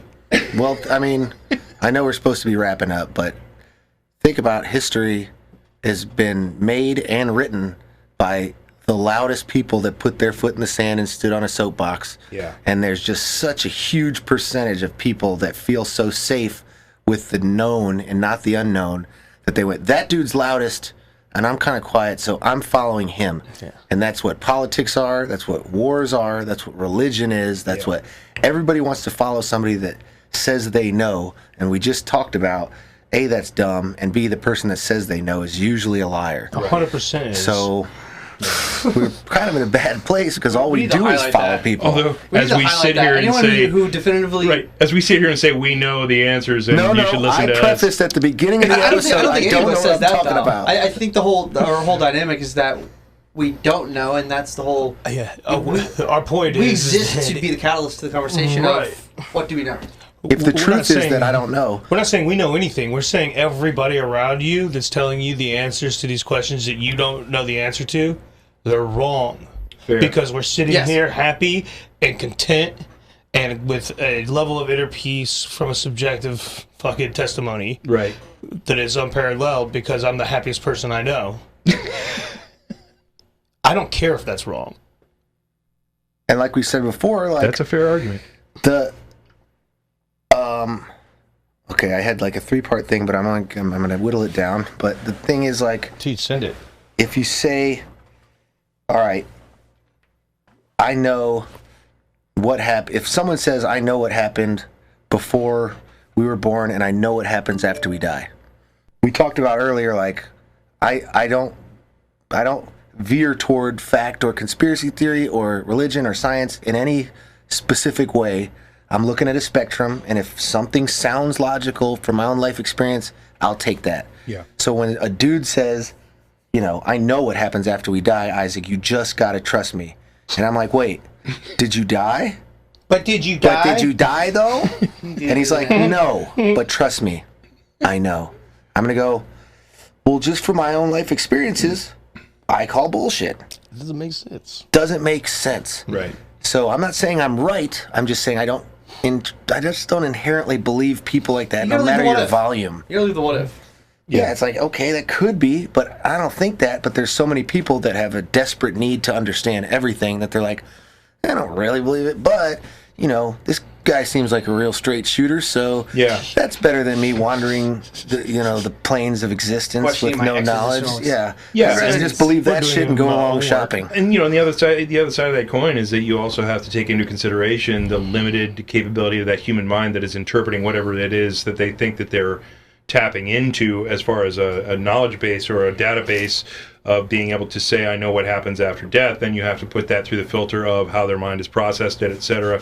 Put it on a grayscale representation of what that could be in relation to all that could exist based on what that limited perspective and limited lens is offering, etc. I mean, you got to take every time that somebody speaks with authority with a grain of salt to say, yeah, from your perspective, like my son nailed you with on the soccer field when you were like just giving him shit. Yeah, you weren't really moving fast enough. You're getting I was kind of fucking with him. He was like, yeah, from where you were standing, maybe.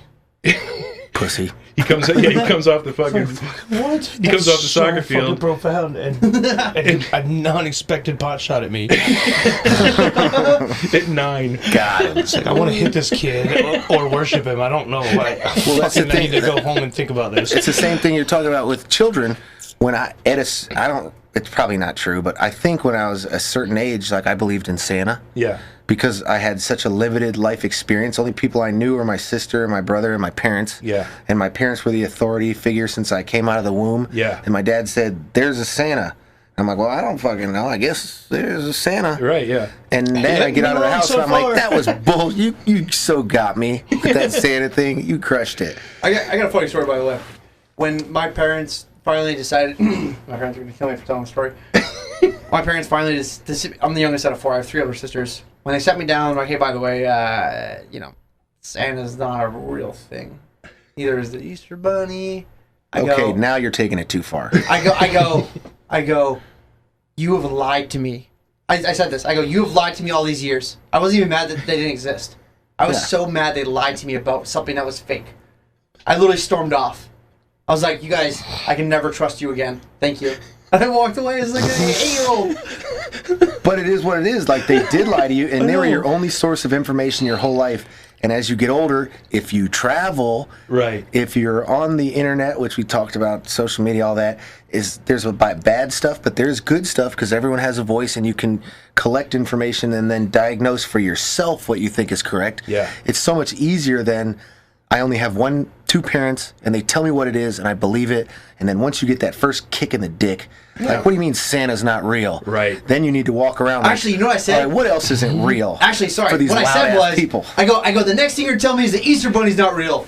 And I'll never forget looking at my parents and sister's face. They all go, and I go, are you kidding me? You've been lying to me? That was what I said, sorry. Yeah, I go, next thing you're going to tell me the Easter Bunny's not real either. They just didn't know what to say. I'm going to tell my kids, he laid eggs around the backyard that were colored. If you didn't put that together by this time, then you're a fucking We've idiot. been testing you and you failed. Don't put that hate on me, you dumbass. You're fucking 17. Yeah. My wife and I had a big conversation. Actually, it's time for you to start moving out. Time for dinner. Go get your mom's titty. 23, please move out of the house. Yeah. My wife and I had a conversation about whether or not we were going to do the whole Santa thing, and she was like, "Let him have a childhood." So I was kind of like, "All right," I relented on that whole thing. We made believe that Santa existed. I think between when he was, big enough to understand it, 4 to little before 8 probably, and then he picked up Ready Player One as a fiction book that he wanted to read, or that I suggested he might want to read. We did like. The Hitchhiker's Guide to the Galaxy. I read it to him as a kid, like really Oh, they made a young. book out of the movie? That's cool. Yeah, right, exactly. That's tight. Yeah, so Ready Player One, basically right in the Shrek front end of the book, talks about how Santa's bullshit and all this other stuff. And so he read it, and he's like, "Is Santa bullshit?" Well, the reason I brought up Santa in the first place was in reference to, I feel like there are certain people still, a large percent, and again, from an average person, my view of other average personality types is that there's certain people that are just comfortable with Santa. And as long as you have an authoritarian figure telling them with definity and volume, this is what it is. This guy went into a cave, didn't know how to read or write, and rewrote the Bible. Listen to him. This guy went into the woods, wrote it on a golden tablet. Listen to him. Yeah. This guy never said it in the first place Yeah. and got hung on a cross. Listen to him. And they're like, that's a lot easier than accepting all the all the billion different things that I'll never understand in reality. I'll just understand this one thing, and let's just ride this shit out until death, and hopefully someone's at a gate somewhere and hasn't been watching my internet history. Yeah, that's so on point. Like, I don't even know what to say. But like, really though, like, holy shit. The difference though is between the people that want growth, even though it's painful, and people that just want to try to find comfort their whole lives, I think. But I think the That's my people opinion. with comfort, that maybe the way that we advertise this bucket list club thing to Peru is not. Yes, we want everybody that wants to grow and learn. Yeah. But we got to strategically, psychologically figure out how to get those people that are so afraid of not even the deep end, but just getting in the pool, even though the water's fine. Mm-hmm. We got to figure out a way to ease them into that process where it's like, okay, if you don't like it, you never have to do it again. And I swear to God, the Santa Claus and bunnies are real. But give it a taste. That's like telling you got to ease somebody into skydiving. You kick them in the back. It's easy. You can't like dip your toes and like halfway through the jump. I know. Nah, this ain't. That's why we got to this think ain't of for a me. strategy to be like, somehow. The strategy is once they're there, we give it to them, and it doesn't matter what happens from that point. All right. Well, It's their decision what they make of it. I just want those people I think there's a that are happy medium. so like locked up that if you just say, listen, just try it. I swear to God, just try it. Jump That's the once thing, in your people life. that won't go, that won't traverse that distance, that won't Take that first step. sit in that Moloko with a shaman in the first place, They're doomed. they're gonna stay where they're gonna stay, and there's nothing you can say to them. I know. I wish there was though. Which is it always is what gonna it be is. that There group. has to be that. It's fine. It is what it is. And the people that are gonna take everybody else that takes even the slightest Yeah. stutter step, that's in the door. That's the point of it being an exogenous experience instead of an endogenous one. Having something external draw the fucking line behind your feet as you take even the smallest of steps and saying, nope, can't go anywhere else now. What's next? Take your mental line from in front of you That's the and put it entire right behind point you of every the inch. whole experience is the fact that I'm gonna go somewhere that's strange and unfamiliar, and I'm probably gonna get cold feet. Yeah. This is my failsafe that no matter how cold my feet get, I don't have an option after a certain point. There's a point of no. There's an event horizon of growth that you breach, where it doesn't matter what you think about it. It doesn't matter what I think in regards to being compassionate for your trauma you're about to go through, because it's gonna be a fucking ride if you got a lot of shit. You Yeah. signed up for it. I didn't put a gun to your head and fly you across the continents and walk you into the fucking jungle. That was your choice. So by all means, I think we should be compassionate, but I don't think we shouldn't change anything about the process, because people that take steps are gonna, then they're taking steps towards a failsafe because they already recognize that they don't have agency. Yeah, and I gotta say, one of our friends that was down there that went through one of the ceremonies, we were done with that ceremony and we were eating lunch, and then through the entire compound you could hear him screaming a guttural, Yeah. like, a visceral reaction. Like somebody being tortured for sure. yeah, it was, Oh, yeah. it's chilling. Okay, this is not exactly what I meant by making people comfortable. No, but it was, But there's a but. no, but the good part of it is, That's what we're gonna edit. no, the good part of it is he came out of that with like a super awesome breakthrough of the shit that was vocalized and verbalized in those moments. It was the 5 MEO. Came out of him. Yeah, it was the and desert no tundra. longer were a part of his being anymore, and that left him in those moments, and it was like an amazing experience for him that he was now thankful for, and thankful to Doug for pushing him into, basically, because I may have lied about my experience with that. He lied about his experience. That was mine was really traumatic. negative. Yeah, he had a rough experience, so he lied. And he was to the literally guy. about to go next, and I was like, dude, it was the most beautiful thing ever. great. I kept calling him There's a a small pussy. minority of people that have experience like me, I'd say, I mean, it's a real percentage, but there's a smaller percentage. And Even in the future, it was bad at the time, and in the future it was bad, or it was bad, and then you learned something from it. I still learned. It was like, you couldn't pay me enough to do it again. Like, you could not pay me enough to do it again. It's honesty. People need honesty as well. But my friend was up next, and I knew a lot of it was your mentality going into He's it. been avoiding it. We can't I forget totally to mention that he's been avoiding this I felt a little for bad decades. at the same time. I couldn't have been like, dude, I know I was sitting there for 2 minutes, but I thought I was drowning for an hour and a half. But if you would have, Like, said that would've what you thought, like, what if he went in there and had a marvelous experience, and he would have, but then you would have told him what you really thought, and because of his mental state going in, he had a shitty experience. You That's would have why I lied to stripped him. Yeah, you. That's why I so lied you to him. shouldn't feel guilty about Well, you know, setting overall, his best foot forward. I think it's. I definitely don't feel as guilty, and I forced him to do. I basically pressured him into Pull the it. gun on I him. like to highlight this though because I think it's also important too because it's not innately taught, normal, emphasized, encouraged to have conflicting emotions at the same time. So it's like at the same time I knew I felt bad for lying, but I knew I had to. Yeah. You know, and I was okay with both. One's a primary function, and Yeah. one's derivative. Yeah. Yeah. And I told him afterwards, and he's like, "You kidding me?" And I was like, "How was your experience?" He was like, "It was the most beautiful thing I've ever done." I was like, "Good, that's all that matters." And man. you would have stolen that from him if you would have. Could have, yeah, certainly could have. I mean, it could, You'd there's have nothing been to like, say be that he wouldn't have the same be thing. very afraid. Right, yeah. You'd have been like, a little bit of background. what? Now get in there, have a good time. Yeah, there was part of me that was like, avoiding "What?" I wanted to be like, "What the fuck just happened?" but I was like, We'll just edit this out. So Yeah, it's our I didn't want buddy to get anyone Anton. else's headspace. So I It's was our like, buddy "All right." Anton, right? And, Yeah. and he's been avoiding this specific. We got down there. We did the ayahuasca. We did the Sonora Desert Toad. Like there was a lot of options for different experiences, right? He's been specifically avoiding smoking the 5-MeO DMT, and he's been down there fucking over the past 12, 13 years. sometimes. Like 40 times he's Yeah. been to like sat for weeks on end, like 40 plus times. And he's avoided that specific encounter all like over a decade. Why? Well, that's what I said. I was like, "Why do you keep coming out here, pussy?" Experiences like mine. Specifically because he was avoiding that. Yeah. And I didn't care. I was just like, "Don't be a faggot." I was like, "You came all the way to the jungle. Just fucking do it. If you keep coming back, what's the difference? Like, you're obviously not working the same. You're playing the same game with the same rules, and you're avoiding the one stipulation that's any different." Right. It's like, what does that tell you about why you keep coming back? Yeah. Maybe that's the one thing that's different. I was like, stop spending all your fucking money Right. and stop coming back, or go fucking do the thing you came here to do. Right. Like, don't be queer about it.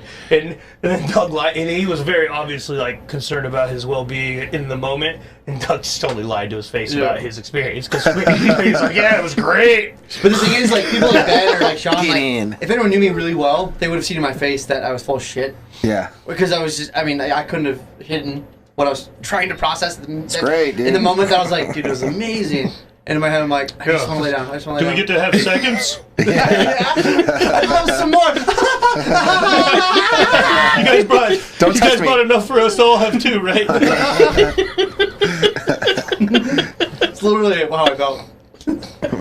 I waited until everyone was done, and then I think it was at lunch. Someone was like, "Doug, how's yours?" I go, "I thought I was drowning for an hour and a half." Fucking miserable thing. Yeah, I literally thought I was drowning for an hour and a half. I was blown away when you Crazy. said that. I was just like, "Holy shit! Are you kidding me?" It was like because mine was positive. My experience was positive, although it wasn't a breakthrough into positive. enlightenment like I'd experienced previously.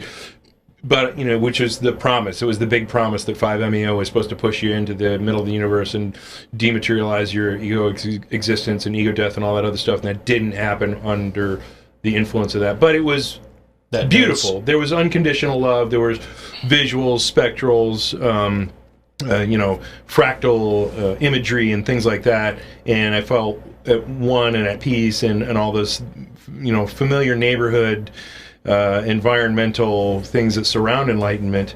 So that was kind of familiar in that fashion, but it wasn't, like negative in any way at all. And I was blown away when I asked Doug, "Hey, what happened?" And you're like, "Yeah, I basically drowned for an hour." Yeah. I I waited was for like- everyone to be done with their experience before I opened up. Fuck. And you screamed. I was like, "Yeah, it was horrible. I wouldn't want to do it again ever." And you were only out for like 2 or 3 minutes. How about it's I- like 'cause I 2 even minutes, asked, I was like, how 2:42 long or was I something like that. 2 minutes 42 seconds. I think we. Yeah. Like Inception. Yeah. Jesus. Yeah, and so it felt like there was time dilation for you, which was unfortunate, and it was a bad It experience. did end. There was. I have to caveat. There was some at least one really positive, beautiful, loving feeling at the end of it. But I wouldn't trade that for the drowning part of it. Well, that's again from a virgin standpoint. If I was listening to this podcast, I would feel more comfortable getting the great experience. The Mama Bear experience, it was good. Nothing was crazy. And then the bad, this happened, and knowing that you felt like you were drowning for an hour. It was 3 minutes. Yeah. Everybody had their experiences. Nobody died. You're not going to die, and you're not going to end up in a mental institution, even if you have the horrible experience. Yeah.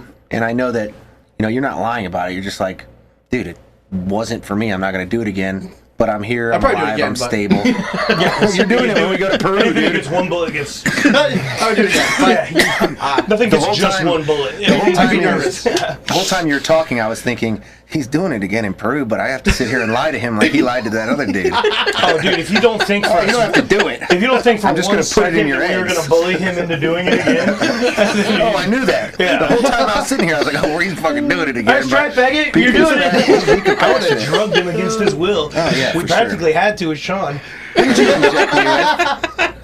Matt, who? We had to withhold sex from him for a night just to get him to go back into the fucking Maloka and I drink. know, I couldn't fucking... You guys didn't rape him for a whole night? A whole night I just to get couldn't- him to go back and drink. That was compassionate. I needed the ass fucking pounding. love.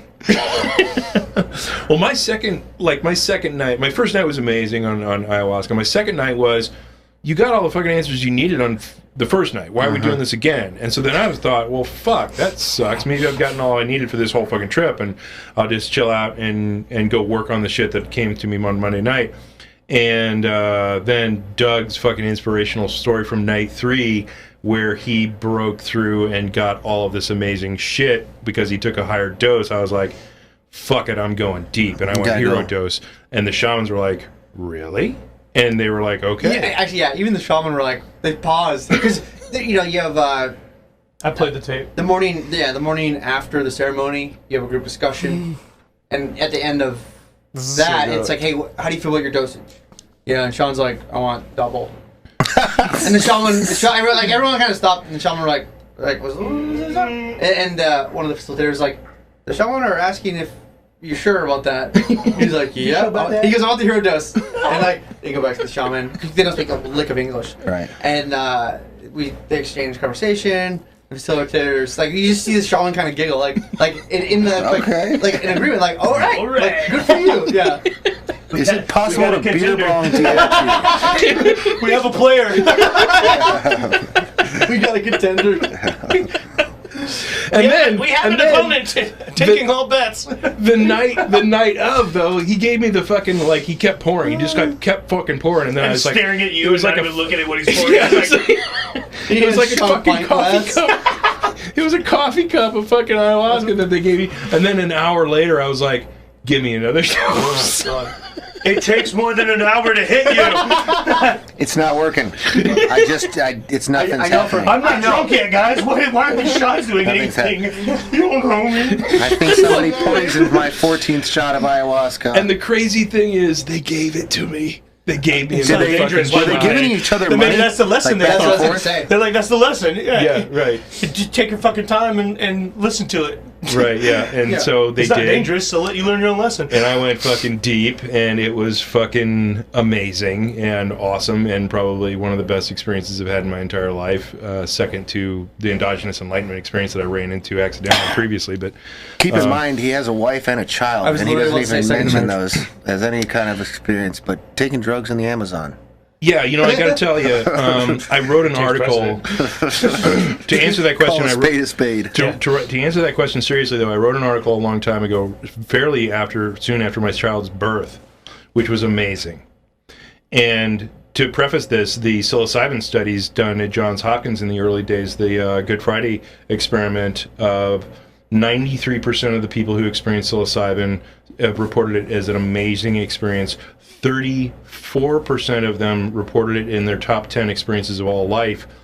their entire life, and another 33% reported it to be the single most profound experience of their entire life, Including women and including children. childbirth, including shit like that. And so I got to tell you, I wrote an article fairly soon after my son's birth, fairly soon after it, and I said, which is more profound, the birth of my son, which is fucking amazing, off the charts and life-changing, or was it enlightenment? And I had to choose enlightenment.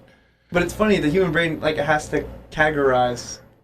Better or worse? Yeah. Yeah, But well, why- and I why- didn't really even need to answer the question for myself because I knew, but I wanted other people to understand. Yeah. It's an who would expose. ask- Yeah, it to- has nothing to No, do it's total with... expose. Yeah, exactly. And just to say, which is better, which is like to put it on a chart. Like if you've experienced childbirth, which is a really common thing, right? It's a thing to be able to. Here's a frame of reference for all you dipshit welfare people. Right. This is better than being dumb and continuously reproducing.